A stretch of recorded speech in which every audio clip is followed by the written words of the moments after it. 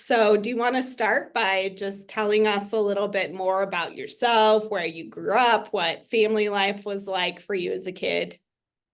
I think that the highlights of the impactful years for me growing up in Washington D.C. and then moving into Prince George's County, Maryland, as a young teen was probably when I started to learn how to sell blow pops and annihilators to my friends at school. Oh, When I wow. learned that I could be able to turn like the 15 cent, you know what I mean, like blow pop to, a 25-cent blow pop on a school bus, like I was hooked because I knew the more blow pops I could get, I never came back home with a book bag with any candy in it. And so because I would just run through, I'm like, oh man, like the more and more candy I could get, the more and more money I could raise. And it allowed for me to be able to participate in what some of the kids around my neighborhood could afford to do, which was all about the coolest Jordans or the latest polo sweatshirt or the latest coat. And they could look fly and all the girls will like them and it would be the popular kids. And I wanted to be able to be a part of that, despite the fact that my mom made it clear that that wasn't a part of, her income classifications. Like we ain't had that kind of bread to be buying that kind of stuff. And so I was hooked when I learned that I could do that. But then I saw that there were people outside my front door who were making even more money and they were doing something that seemed like it was even more fun because like all the girls like them and they had was outside in front of their, luxury cars and, they had the music, they had the go-go blasting. And it was cool, you know what I mean? As a 13, 14-year-old watching these cool, kids be the ones who were like the ones that everyone loved. And while I enjoyed playing basketball and selling candy at school, I also knew I wanted to be able to, participate in what I saw to look like even more fun. Um, those kids were the guys who would introduce me to what it was like to like blur the lines a bit and I knew that I learned very quickly that like what it looked like to be able to like sell drugs around my neighborhood. But what I also learned that there were other ways that people were making money and also being able to be a part of the Fly Kid bunch as well. Landed me on one day making a horrible decision to steal a car from a man in a shopping mall parking lot. And after getting arrested for that crime, my life changed. And as a 15-year-old kid, sophomore high school, things became different for me. Going from that, like that entrepreneurial kind of sort of teenager to now like getting mixed in with a very interesting vocabulary words like, I don't know, arraignment or Hmm. consecutive or concurrent sentences or pre-sentencing report. My last vocabulary words were like in my earth science class, my biology class, achondroplasia, mitochondria. It was interesting. Yeah, yeah. So tell us a little bit more about how you ended up in that parking lot. Like, did someone ask you to do that, or what was going through your mind? What led up to it? That was interesting, right? It was fascinating how, it was always spontaneity as the 15-year-old kid. I mean, it was me and my best friend. I was 15, he was 16. And then a spontaneous decision to be able to see to want to steal a car from a guy. He was sleeping in his car. We were outside the parking lot. And we tapped on the window to his car to ask him to get out of the car. He got out of the car. He we slept into the driver and the passenger side of the car and was out. Literally, that's how fast it was, right? So yeah, we was like, we're gonna take the car back. We'll park the car in the no parking zone at the shopping mall. That way the car get towed. He'll get his car back. And it was like we found to hit the 15, 16-year-old brains, we Yeah. found the credit cards of the man's in his wallet. I was like, oh, while we at the mall, we'll go shopping. He'll be able to call the credit card company. He'll get all of the money back, and then we'll get on a bus and train, and we'll be home before Sunday school ends. And then what happened? And then one of the people at one of the stores we were shopping in, they called security. We ran. Police caught us. We ran from Pentagon Shopping Center, and then we're trying to get away from the security. We ended up at the Pentagon building. And so we ran from the police to the actual real police. And then we were arrested, and that began the court process. Wow. At 15, young kid, what was 15 years going old. through your mind? That, hopefully my mom won't find out. That's all I cared about. I didn't care about, like, man, look, I lived in a neighborhood where people got arrested all the time, and police never came and said, "Hey, you're under arrest." Police came notoriously driving into the, neighborhood, speeding, jumping out, finding dudes, football tackling them, punching on them in the back of their head, in the back of the, back in their sides, put the handcuffs on them, kick them, drag them to the police car, throw them in the police car, right? Like that was what, like I grew up seeing that on the, like not once or twice, like all the time. Like there Yeah. was never a year under, Like that was what it was. So I was never afraid of the police. Like people with the jail, like all the time. Like that wasn't a big deal. So I wasn't even nervous about that. It was like, yo, prayerfully, I can talk my way out of this so that no one calls my mother and my mother finds out. Because that would be catastrophic if Hmm. my mom finds out about this. And like that was what was going on through my mind back then. How long did that court process take? It was, like I said, it was these new vocabulary words. It was like all these different court hearings I had to go to, and eventually, um, I think about, after a few months of going back and forth to court, and getting to the point where it was like, oh, clearly this is going to be a guilty. I was guilty, and went to sentencing. I went to sentencing, and that's when they sentenced me and gave me 8 years in adult maximum security prisons. Wow, that's crazy. Which prison were you sent to? First, I was at Fairfax County Jail. They shipped me to Southampton Receiving and Classification Center. That's where they sort out all of the people. They ship me 4 hours away from home, right? 15 years old. You know what I mean? Like I'm the youngest kid on a prison compound. 165 pounds soaking wet, and and it was interesting because this way you would take your IQ tests or to take your health exams, and you'll be there for a few months until they'll transfer you to where you end up going. Eventually I got shipped. I was there for a bit. I got shipped to another prison, Brownsville Correctional Center. Then I was there for several years. Then I got shipped to another prison, and but it was instant, like being a kid growing up in some of the worst prisons inside the state of Virginia.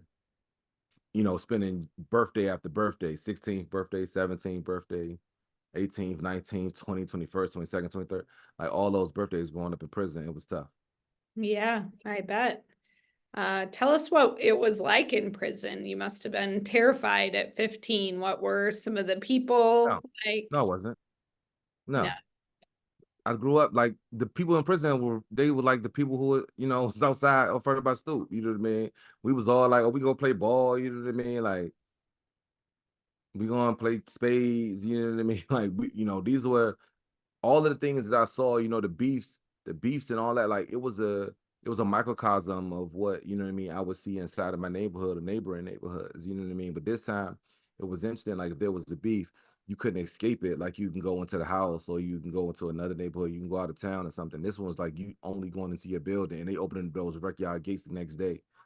And I think that was different, right? It Yeah. was like, you know, seeing, things happen to people, and I'm like, dang, like because of their weakness in a specific area, that getting to seeing people get exploited that way. It was like it was interesting, you know what I mean?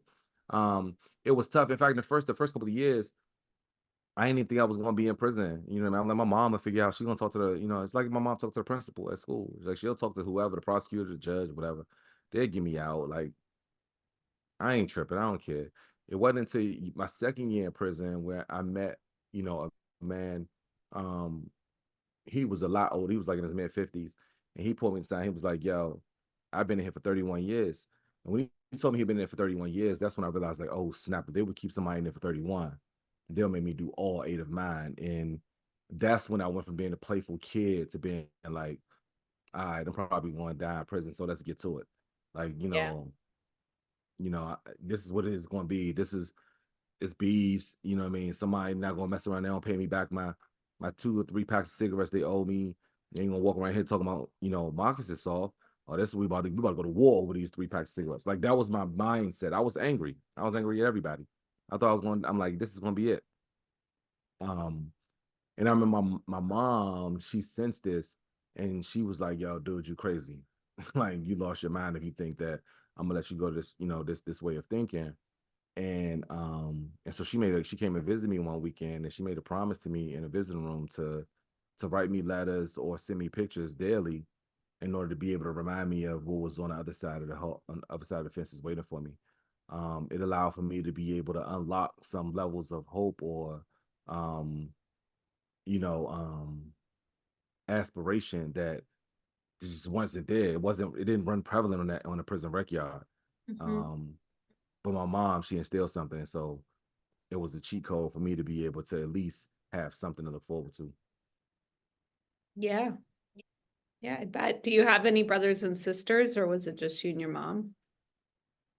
I have a sister, I have an older sister. Yeah, she's 3 years older than me, and that was also that was a challenge of all of them. You know, I mean, even her, over the years, her growing her family and missing out on the birth of each one of these beautiful nieces and nephews, and missing out on all of the Christmases and Thanksgivings, and the go bake cookies over my grandmother's house kind of events. It was challenging.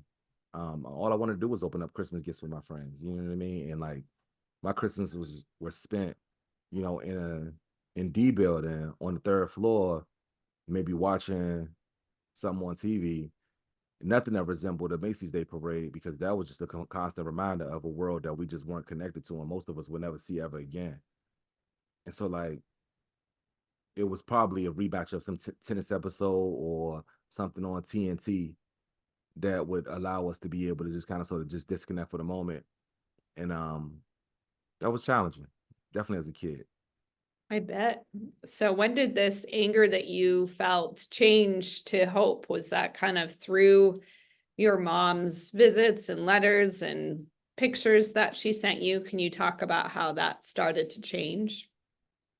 I don't think that I ever saw it until many, many years of me coming home after prison and just looking back, right? Because there there was never a line for me to jump over. It was never a red or blue pill that came inside of one of those, those letters, right? It was always a blurred line of, again, just a reminder of what was just on the other side. And so um while my friends, they didn't have that, you know what I mean? Like, it's no social media, no, you know, tech, or to allow people to connect with their family members. So when you in prison for years and years on end, you just now a forgotten about cousin, and um my friends didn't have those kinds of connections. So it was, yo, like, what happened with your aunt? What's going on at your mom's job? What happened with your sister? You know what I mean? And they live vicariously now, even through my mother's letters and photos. So it grew over the years of it just turning into something that I just look forward to. Mm. But it wouldn't be until I came home when I would be able to see, oh, like, yo, oh, this was that bedroom looked like that you sent me pictures of. Oh, this is what your new Mazda looks like. Oh, is this what the house looks like? Oh, this is what, you know what I mean, your office looks like. Oh my gosh, Lynn, it's so great to meet you. And stop. Oh my gosh, Marcus, it's so great to finally meet you. Your mom told me all that. Right. And seeing those like pictures, it was just constant staples of like these reminders of what was on the other side that allow for me to be able to, again, just dream, you know what I mean, of a world that could possibly even be, or that wanted to receive me when I came home. And I think that those are like the incremental psychological pieces or elements that we just don't think about, you know what I mean, in prison, because there's so many, academically charged pieces of data that you can easily quantitatively talk about ways to impact something during incarceration. When we think about the qualitative, pieces of your life that are just impacted, we think about it now, you know what I mean, like how we engage with social media, like that double tap on a picture that you just posted means everything to a lot of people, you know what I mean? And it's just a constant reminder that every time you post any one of those moments of your life, that those moments matter to you. You know what I mean? And that the community says that you matter. And like, you know, when you're in prison and you don't have that, all you have is constant reminders that you don't matter. And every time, you know what I mean, mail call happens in prison at 4 p.m. during count time, every time a CO walks past your door, it's a constant reminder that you're not loved, that you're not thought about. At least that's what you're thinking in your cell. You know what I mean? And then when they hear my name get called every day, because my mom is writing these letters like, yo, Marcus is like, somebody love that boy out there. And then for me, it's like, yo, somebody love me out there. And I'm able to walk through the world with a different kind of light and peace and love that most people in prison just can't. You know what I mean? Because that's not inherently the environment that breeds that. Sounds like you were really lucky to have your mom. She sounds like an incredible person. Superhero. Yeah, yeah. Talk to me about the day that you were released and just kind of like what that felt like, who showed up for you, what that moment was like. Yeah, I mean, the release was surreal, right? Like it wasn't, it felt like a relived moment that I had dreamt about in years and years, whether or not I was at Brunswick or St. Bride's Correctional or Coffeewood Correctional. Like I dreamt about this moment for years, you know what I mean? And so in the moment while it was happening, all it was just another visual aid that just promised me that in a few hours I will wake up and I will be right there back in my cell again. And so when I got in the car and pulled off and like, it's like, yo, this is wild. This is the dopest dream ever. You know what I mean? Like, yo, this one feels really, really real. You know what I mean? Um, you know, I remember it was February. It was February the 3rd, in fact.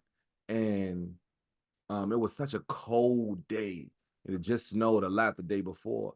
And I got released with the sweatpants and a t-shirt that I owned when I was in the prison. So like I ain't had no cold or nothing, you know what I mean? And so I get in the car, I'm like, it's bleeding outside. So my mom was like, she came to pick us up, came to pick me up. And she's like, yo, I'm first stop we're gonna go to, and we're gonna go to the mall and we're gonna go get you a coat, you know what I mean? And so we went to the mall, and that was like, wow, you know what I mean? Like we thought we would talk more in that ride home, but it was just the silence was so loud and it was just so it was a relieving, thing. Feeling we was all just kind of quiet and we kind of sort of, made small talk on the way home because it was awkward after years, right? Of knowing we had so much to say. Literally been writing each other every day for years. You know what I mean? Um, when I went to the mall, it was like, yo, this is my first time interacting with people who weren't like one of the people who was on a prison rec yards that I lived on for years, right? I didn't sleep with you and eat breakfast with you and eat lunch with you and eat dinner with you and see promise that I was going to see you again the next day for days and days on end. And these people were just fresh faces, and it was a lot of stimuli. Like it Uh, was a lot. You know what I mean? I mean, I hadn't spoken to someone of the opposite sex for almost a decade. Wow. You know what I mean? And as a 23-year-old man, right, who's been gone for almost a decade, right? I'm only 23 years old and still been gone for, almost 8 years. And it was like, this was very interesting and different. And it was a very interesting dream. Yeah. Yeah. It sounds like a surreal experience for sure. Um, what barriers, if any, did you experience because of your criminal record? Thursday became Friday. Like that was a barrier in and of itself. You know what I mean? Like I didn't know what the days would look like. I didn't understand how to be able to put together the days, seemingly like how so many others had already figured out how to do. Right. And when you're in a world where you're searching for your own proved value because you've been gone and everyone told you how, kind of sort of devalued you almost, you kind of sort of just wanted to figure out how to be able to ensure that everyone understood that you were present and that you could be, one of these contributors that seemingly everyone else had already figured out how to be. And so I think that was like one of the first big barriers, right? Was getting out of my own head and trying to figure out how to navigate those emotions of wanting to figure out how to become. And once I learned that I could build goals like some of the ones that I said that I would leverage when I was in those prison cells, like when I would get a job, it was like, all right, cool, let's go rock out and go, leverage some of the brilliance that I thought that I had built, the communicative power that I have, like that way that I'm able to articulate and even storytell, to be able to try to convey thinking and try to understand how to be able to build empathy inside of conversations. I knew I had a skill set that a lot of people didn't have. You know why? Because I argue with people in a rec yard every day, and I had to be concerned about 1,000 levels of different testosterone, and I could figure out how to debate earnestly while also ensuring that I understood the highs and the lows and how to dramatize and how to add comedy inflection points inside of a conversation in order to be able to make sure that I could survive. That was a superpower that I didn't even know that I was continuing to cultivate during that 8 years of development. And so when I was going out, I was like, "Oh, I'm about to go crush it with some expectations. Like, yo, we about to go crush. I'm about to go figure out this job at the foot store, at the shoe store. I'm gonna sell more Jordans than anybody. Like, yo, it's an easy hire." Until I had to check that box that was lurking on the page. Every single application. Have you been convicted of a felony? And that one was the one that was, it was painful to see. You know what I mean, on each one of those applications, because I knew after the first, 12 or 13 no's that in unless something changed and I had the ability to be able to overcome that by talking to a person, um, every time they was gonna tell me nah. 41 times they told me no. The 42nd application asked me the same question, but in a different way. This time it asked me, have you been convicted of a felony, comma, within the last 7 years? I just served an 8-year prison sentence, and I was able to honestly say, no, I have not been convicted of a felony within the last 7 years. And it promised me my first interview. Once I got to the interview, ball game. I was able to become, almost an immediate member of the team at that paint store, where I would be mixing paint for customers that wanted to either come in to gather paint for a big construction project they're working on, or for the homeowner that wanted to be able to paint their kitchens. After working there for a bit of time, I saw an amazing opportunity to be able to be the conduit between those homeowners and those contractors that were painting those on those big construction sites. And I started a small business that will allow me to broker those projects and ask the customer to let me paint the kitchen for a $700 market price. But those painters that wanted to midnight and catch a few extra dollars to paint for a few dollars below market, just to have the recurring business and make a couple extra dollars after work. I made a couple dollars. The painters made a couple dollars. The customer got their kitchens painted by some, amazingly professional painters, and it allowed for me to be able to be on my way to my first entrepreneurial moment that would change everything for me in my future. Yeah, so talk to us about that. You now are the founder of Flick Shop. Like, how did that come up? Um, the flick shop was a complete accident. Like, I was in a construction game. I was painting kitchens and painting, restaurants and painting buildings and like office spaces and bathrooms. Like, that was what I was doing. Like, that was my life. It wasn't until my friends who was still in prison was like, yo, send us some pictures like your mother used to send you when you was in here. And I felt horrible that I wasn't, because now my life was just different. My life was filled with, RFPs and ITBs and RFQs and, pre-bid meetings. And it was, it was a different lifestyle that I had begun to live. So I pulled out a bunch of cash out of that construction business, and I wanted to figure out how to be able to build an environment that me and all of my friends who knew somebody was locked up could easily to be able to send pictures directly from their cell phone that can get printed and shipped directly to somebody that was in prison. We called that tool Flick Shop, and that was the beginning of me now birthing a tech company that will be one of the most impactful apps in the App Store. That's incredible. I feel blessed, blessed beyond measure. Like, I mean, this season, as we continue to build out the apps, and now we have more products outside of the postcards that we started with. Now people can send everything from letters to 4x6 prints to now even picture books, like these photo books that tell these stories within 30 pages of a Sunday dinner, right? Like it's an amazing way to be inclusive of building these family structures and across these prison cells. And I'm grateful to be the founder of such an innovative and important tool. Yeah, for sure. How many pieces of mail have you sent now?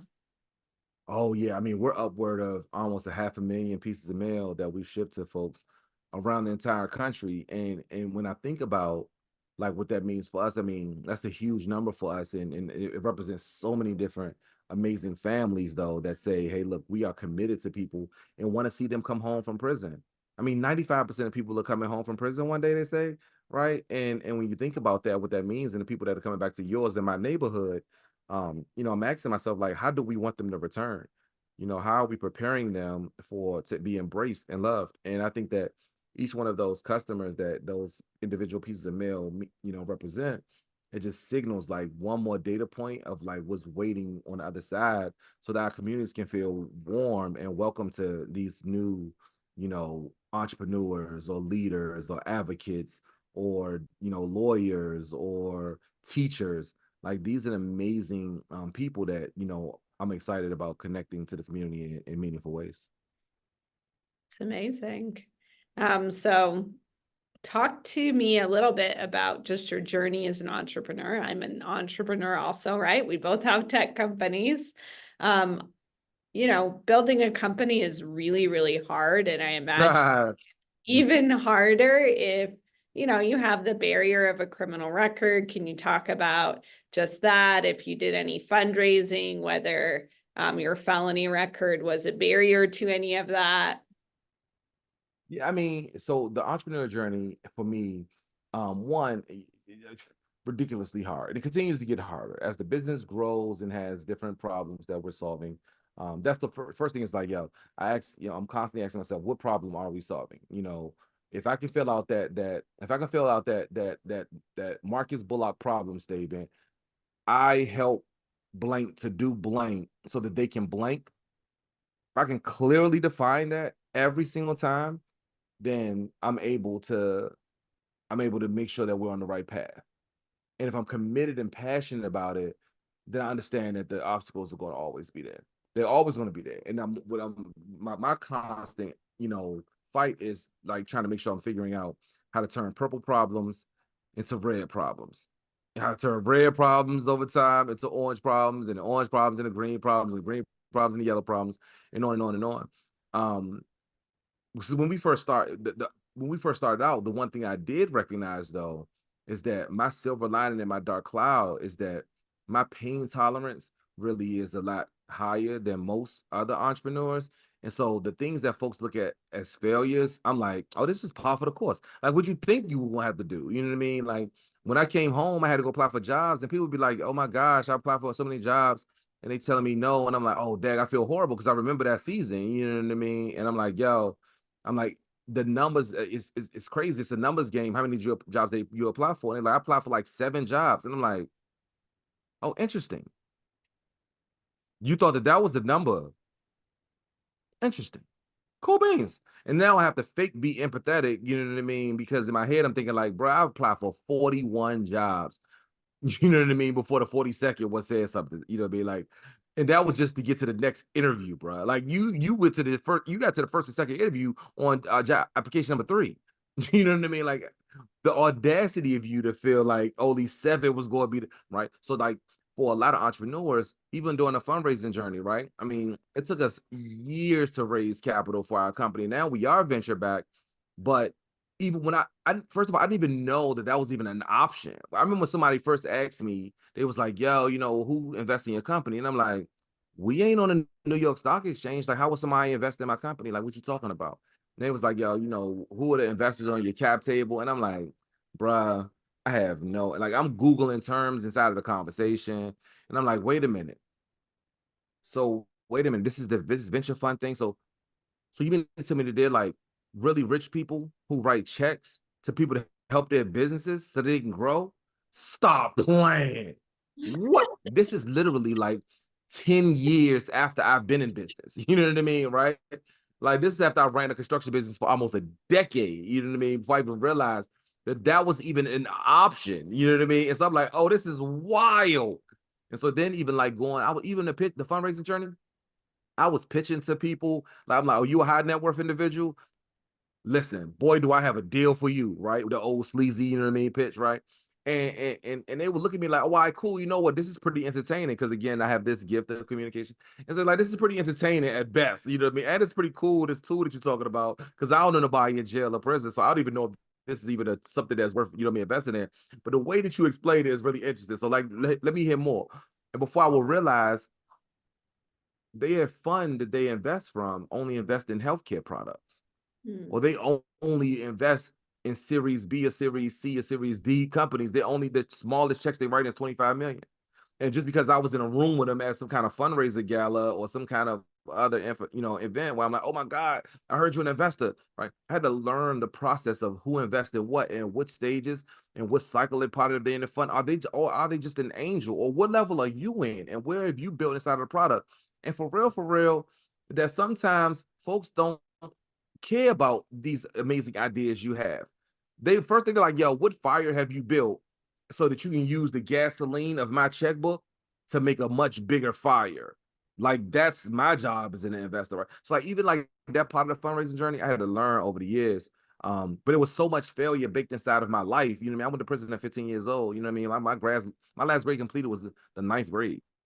You know what I mean? Like, I all these people that was I came home at 23 years old and I was competing for jobs with people who were graduating from American University and Catholic University and Trinity College and Howard University and right like and University of Maryland and Bowie State University and Morgan and like this what I'm 23 and they 23. You know what I mean? And we apply for the same jobs. The audacity of you, Marcus, to think that you and so because that was my mindset coming in, I knew that. Like when I told the new entrepreneurs, I'm like, so that's your biggest problem, huh? I guess I should be considerate and thoughtful and say, oh my gosh, I feel so sorry for you. This is hard. Anyway, Oh, you've overcome. that's all. Let me get off my soapbox. No, it's really incredible. And it is a whole new language, just like you were talking about the vocabulary of the law. Like I remember that as a new lawyer, right? And being the first one in my family to go to law school and just like writing stuff down. I'm like, I'm gonna Google all this stuff later. Like I have no idea even the words that you're saying and hope that the spelling is close enough that I'll be able to figure it out. I mean, it's and then fundraising too, not coming from that background or being exposed to it at all. Like I just had no idea, right? Like Series A, Series B, pre-seed, VC, safe, like what is all of this stuff? It's a lot. It's a lot. Tell me where But you are. it's a fun journey if you're passionate It about is. what you're building. Yes, it is. Tell me where you are, like in your fundraising journey. I know you're venture backed now. How much money have you raised? Where are you in your journey? Yeah, so we're not raising any more money. We have so fundraising for me isn't a success metric for me and my company, right? Like for me, it's like, dad, we weren't able to generate enough revenue through the product that we're selling in order to be able to continue to substantiate the growth. How do we strategically grow with it? Now, I think that at some point, we'll have expansion plans where we'll probably like in order to we'll have to add a bunch of gasoline to a big fire that we've already built. But yeah, we raised some cash. John Legend was one of our first and non-dilutive investors. He added a bunch of credibility. They invested out of one of his nonprofit organizations, who built a partnership with a venture philanthropy fund and Bank of America. That was pretty cool. Excuse me, yes, credibility. Techstars was another one that believed in us early. We got into that business accelerator, and they're the ones who taught us how to be able to build a business that really could scale, right? Like we learned a lot in a very short amount of time about how to build a real company that could actually to grow and scale. And then I think over we had a few more angels that came in, allowing us to be able to one build relationships with people who I didn't have access or social capital to ask questions to because I just didn't grow up in that kind of environment, but also folks who so those were like strategic investors, but then also folks who wanted to just see us win in meaningful ways, and they knew that in a social impact space you can do good and do well at the same time. And I think that was pivotal for us because it signals to us that like this just singular person this high net worth individuals like you know what, I want to throw 25,000 in the pot just to be able, because I believe in you, Marcus, and I believe in your abilities to be able to be an advocate inside of a space, as well as building the tools that will, allow for the space to be able to be better. And after that, we didn't raise any more cash. It was like, I don't have any. We're not fundraising anymore. Prayerfully, we'll continue to be able to, build products that we can capture revenue from, and That's where our focus has been over the last several years. That's exciting. How big is your team? So we have a small team. It's 5 of us. And I think that the interesting part, because we were bigger, pre-COVID, we were starting to, build a larger development team. Um, we learned over the years that there were components of the business where not only we need to be able to figure out how to continue to grow because we were growing so fast, but how we need to be able to get better as a business. And I think that that was a struggle for me because all I want to do was sell, sell, sell. I wanted to introduce the people more product and get more people on the platform. And we realized like, oh snap, the more people on the platform we have, we're exposing more vulnerabilities within the, within the tools that we're building. And it's like we got to fix this and we got to fix that and make it a better user experience for this customer and that customer. And so it's been interesting to be able to see how the company's continuing to evolve, even as we grow in our customer base. I mean, I remember the days when we got on like 500 customers. I was like, yo, we about to change the world. This is wild. We got like 10,000 customers. I was like, yo, there's no way that we have this many people that were willing, first of all, to give us their email address. And then actually pushing the send postcard button inside of the app. They spending money with us. This is wild. You know what I mean? And then we got it to 100,000 customers. And I was like, oh, this is for real. Now we can go for something. You know what I mean? Like this is something big. And then we started getting other people from other verticals, like family members who had someone in the military, or aging populations who were sending content into senior living facilities. We was like, yo, this is wild. Like how many people we're touching with our platform. And now that we have over 180,000 people that use our tool. I'm like, how do we continue to grow this thing is what I'm asking myself. That's so exciting. What an incredible impact. It must have been so Oh my incredible to gosh. watch it happen and take off. How do people learn about Yeah. Flex Shop? It's mostly, through, the one of our products permeating on the rec yard. James would get, what I mean, one of our flick books, and he's fanning through the pages of a book that shows, his kid's birthday party, and everybody is over his shoulder, like, oh, that's so hot. Oh my goodness. And and like, oh my, and then they run it back to the phones and they're like, yo, you gotta send me one of these. And we make sure our products are so affordable that it allows for family members to be able to send them over and over and over again. And so now James is seeing his kids' birthday parties, flick books, and then Christmas and Thanksgiving and Valentine's Day, and it's pretty cool to be able to see that happen. I mean, when we were first launching, I was like straight like going hard at visiting rooms, driving around to different prisons and probation and parole offices. I'm like, yo, somebody's locked up. You need to use this tool. I was like handing out sample postcards at gas stations, around my old neighborhoods. So I'm like, yo, look, all of us know at least one person that's in jail or prison, or your cousin does, or your brother does, or your uncle does. Because that's where they come and lock everybody up from, right? And so that was how we started doing it in early days. But now it's been blessed that we don't even really spend a ton of money on marketing and advertising. Just through word of mouth. That's really incredible. Touching people inside. So as But it you think, allows us to also get better as we grow. yeah, yeah. So as you think about like all of the letters and pictures and things your mom sent, do any particular ones stand out to you? Because they're No, no, there were too many, and I would be lying if I talked about a specific one. But I think that what that does signal is like what does stand out to me, like the envelopes in the albums that I was able to fill up of pictures. I have visuals of that, right? Where most people had like 3 pictures. Like I had like albums and albums and albums, like to the point that COs when they would shake us down, it was like, but like you gotta send some of these pictures home, bro. You're not supposed to have this many pictures. You know what I mean? Like because they were so random. You know what I mean? Like my mom was Instagram before there was Instagram. She was sending me pictures of food. You know what I mean? Before people was taking pictures of food in restaurants. You know what I mean? She was sending me pictures of things at her office and random pictures of people and envelope full of people. Pictures from the church. You know what I mean? And somebody's sister so and so's 58th birthday party. You know what I mean? I'm like, so it was a massive amount of mail and new content that my mom was flooding to me back at that time. Wow. Tell me about your family. Yeah, so now, I'm blessed. I have my wife and I, we've been married now for 14 years, which is really cool. That's just wild to even say that out loud. Um, I can't believe somebody put up with me for that long.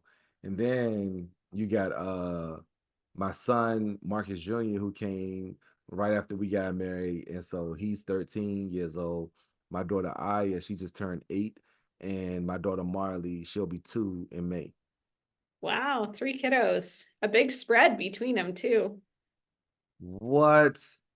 I'm trying to tell you, like, it's wild trying to remember how to, do all the things like unpack a car, get a stroller out of the car with the bags and all of the things and all of the kids in less than 30 seconds. That's a skill, you know what I mean? When you learn how to do all of that. And so, having to remember how to do it all, because, he's like, oh man, you get out of the car and shut the door and like, wait, oh, we got to get the baby out of the car seat. Oh, that's the whole thing again. I forgot we got to do this stuff all over again. But instant times, fun times. Kids are so much. How, if at all, do you involve your kids in your work? Oh, they're involved in my work. Like they one, as a result of it, as a result of like seeing me grow from, I mean, my son has been around since, you know, I was still working at the paints in the paint store, you know what I mean, coming out of the paint business, you know what I mean? And so he's seen the evolution of, me through these companies and understanding like the highs and the lows of the life of like having these amazing life moments and then also like holy crap, are we getting ready to lose it all? Unless dad signs another contract to remodel the kitchen, right? He's seen a lot of that, you know what I mean? And that was interesting for him to try to even convey that to my 8-year-old who has been around since just the flick shop, the birth of flick shop, right? And so that's all she knows and all she'll remember. And my daughter Marley, she'll grow up with knowing dad as a public speaker, right? And by the way, he happens to be the CEO of this company called Flick Shop. You know what I mean? Like, so it's interesting how like they all have, they'll all have these interesting moments of and memories of how they experienced their childhood and weaving that into their own personal lives.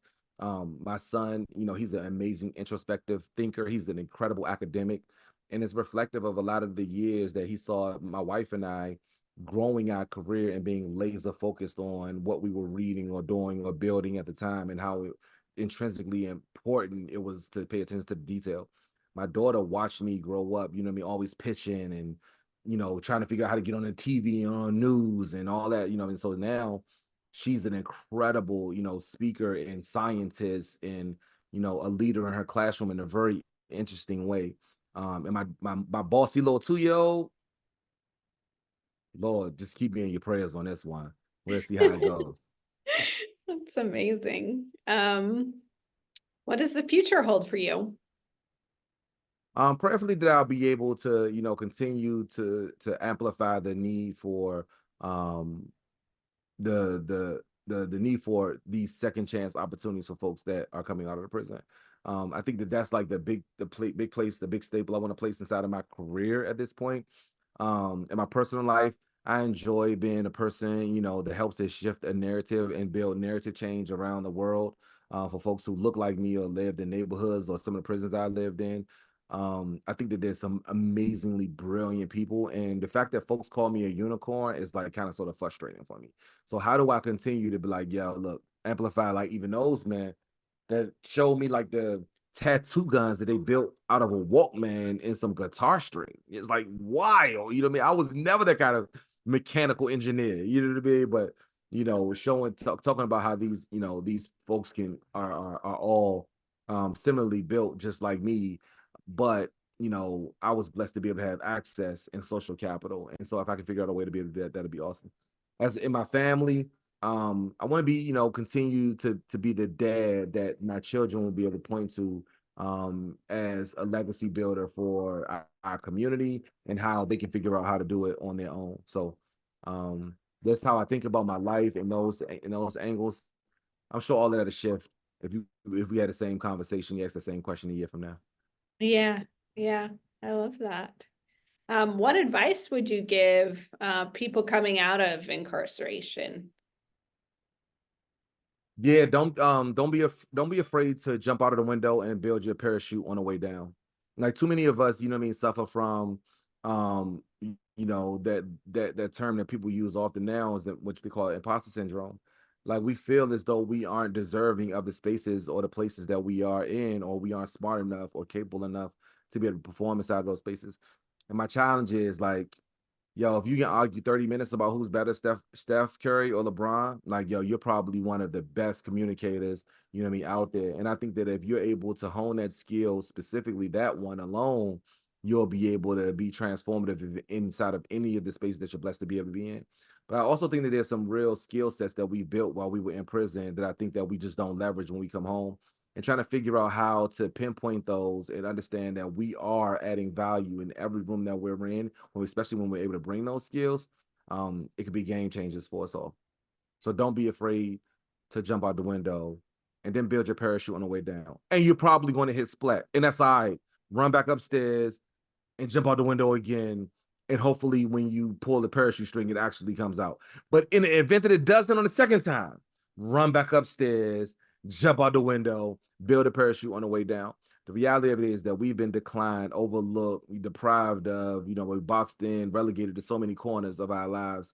Like one more opportunity to be able to build your own success path or your yellow brick road to success is worth it. Keep jumping out the window.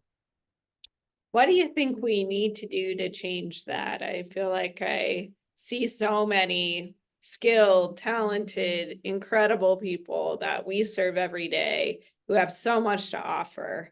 The world, employers, everyone. But it's such an uphill battle for so many. And I'm curious, like, what do you think could move the needle there? Like, how do we change that? How do we as a community change it, or how does the community of people coming home from prison change it? No. We as Those a are two different community, responses. right? Yeah. I mean, both. I'd be curious actually on both sides. Yeah, I mean, I think as a community outside, you know, I think that there's the reality of it is that we have to leverage these moments of diversity that where we can be inclusive of the people, the pools of people that are coming out of these cells to be able to either grow, amplify, develop, or build your organizations, churches, religious communities, schools, or businesses. Right? These are amazing thinkers, and I think that we're missing out on those kinds of opportunities. The folks who are in tune and understand that this is an opportunity for us all, I think that we should be leveraging the people who are able to communicate that effectively inside of these audiences, and then we'll see those barriers break down. Legislation, even when we talk about, you know what I mean, like I live here in the DC area where, you know, like on a hill, we think that this is where the rules or the laws or a lot of these policies get passed, and it doesn't. You bugging. They happen at the dinner tables. That's what they happen. When we change the conversations at the dinner tables, we change the minds and opinions of the leaders that want to be able to go in and go advocate for the things that we know need to be able to include a piece of inclusivity for folks who typically are relegated to the shadows. And when you understand the value add that you're missing out on, like, yo, look, I don't care if, I mean, especially if they get economically, I promise you, if any one of them shoe stores would have hired me, I promise you, I would have sold more Jordans than anybody, right? But they missed out on an opportunity to be able to hire Marcus, the dude who loves sneakers. You know what I mean? Like, how you gonna miss out on that opportunity? And you know why? Because you're so used to be able to figuring out how to build policy to be exclusive. Instead of that, let's be a bit more inclusive. And then for those who already understand the power of it, bring in the leaders and the voices of those change makers that will allow for those people that can help their policy decisions to have a change of dinner table conversation. For the folks that's coming out of prisons, though, there's a massive community of people who want to be able to already make that happen, whether it's the leadership communities. You know, there's a couple of new now fintech companies who want to be able to solve some of these interesting problems. There are the companies like Next Chapter who want to be able to figure out how to be able to bring more jobs into tech communities, and those are the people who got a big bag. That tech bag is different. You Yeah. know what I mean? And so like when you have these kinds of communities, now it becomes a part of, I think, the new reentry plan that should be saying like, yo, how do I leverage this community in my local area? Wherever I'm coming home to, I don't care where you going home to. Even in the most rural areas, there are like these newer organizations, associations, populations of people who understand that one, there's access to resources that are coming from the federal government that's tooling up these new communities. And so if we follow the money, which is so horrible to be able to say, but it's a reality. If you follow the money, you know what I mean, you'll be able to see where the actual attention is being set, right? And so even if you're in the most rural area in Iowa and Nebraska, right, there are organizations or businesses who have received resources from some of these agencies that will allow for you to be able to line. Now, if you're going into one of these urban communities where, you know, I'm blessed to come home to like a DC area, there's 787,000 organizations who want to be able to either see people win when they come out of prison, or they support the people who want to see people win. You got companies like Amazon and AWS who used to have a policy about not hiring formerly incarcerated people. You got a felony, you ain't working at Amazon. They got too much access to data and tools that that someone could potentially access and use it in a malicious way. All right, cool. With the interesting thing of it is that they also have 150 suppliers that supply Amazon and AWS who are willing to be able to hire someone with a felony conviction. And you just figuring, you know, like how to find that community of people who want to solve those kinds of problems in your area. I feel like, you know, that's one of the places where we're missing out. Who's going to introduce those opportunities to people? I don't know. That's what Flickshop focuses on, trying to solve that problem for today. I love that. Well, is there anything else that I didn't ask you that you want to share with me? I think one of the places where I get the most excited and I see the largest opportunities for our community to be able to participate inside of these solutions, that something like one of the ones that we're building is with our Flick Shop Angels program. So I love talking about our Flick Shop Angels program because it's an easy way for our community to be able to participate. Someone can go visit flickshop.com, click on the top banner that says Angels, and become a Flick Shop Angel. This is the one opportunities where our children, our community can support one of the children with an incarcerated parent so that they can send as many funny face selfies to their mom or dad as, you know, as they want without having to worry about incurring any costs. And I think that that's a massive way for us to be able to create a space of empathy where we're feeling alongside some of those invisible victims, like the children of someone who's incarcerated. And it allows us to be able to talk about this dopeness with your friends, and so that they can hopefully become Flick Shop Angels. And that again changes the dinner table conversations. When we change the dinner table conversations, we change policy, which makes our community a better place. I love that. I love what you're doing with the Flick Shop Angels program. I'm so glad you mentioned that. Is there anything Thank else you you. want to share? That's it. I'm super excited. Thank you so much for Oh, thank you amplifying so much. I the really work that we're doing. appreciate it.